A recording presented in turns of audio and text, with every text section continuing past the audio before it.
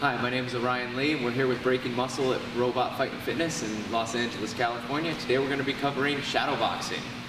Alright guys, so shadowboxing has a couple different purposes. It helps you warm up and get ready for your practice session, and then it also helps you develop your cadence and your rhythm with your fighting game. So whenever we start shadowboxing, we first want to adopt our fighting stance and then just slowly start to work the basics, which is your footwork and your basic punches. Just like so. Just want to really just warm up.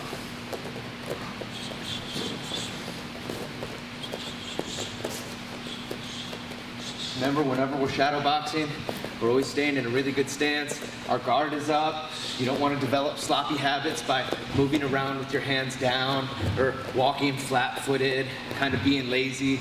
You always want to stay nice and alert, just like you would if you were training or sparring. Next, we start to add some elbows and some knees.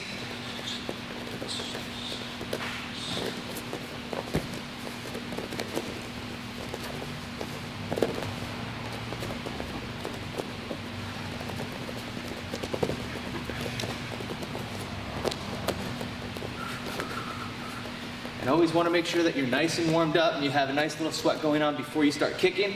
The last thing you want to do in your shadowboxing is, pull a hamstring or roll an ankle because you started to kick too soon. So always make sure you're nice and warmed up before you begin to kick.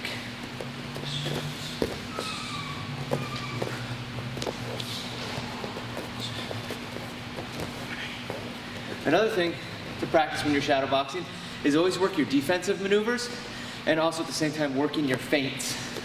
A lot of times when people shadowbox, they only work on their offensive strikes.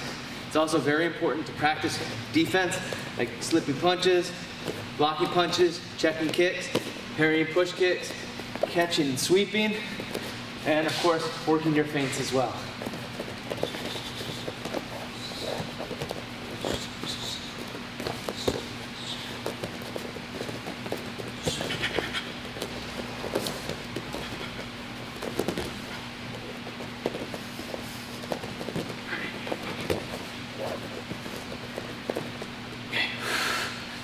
It's also important when you shadowbox to sometimes just do it in an open mat.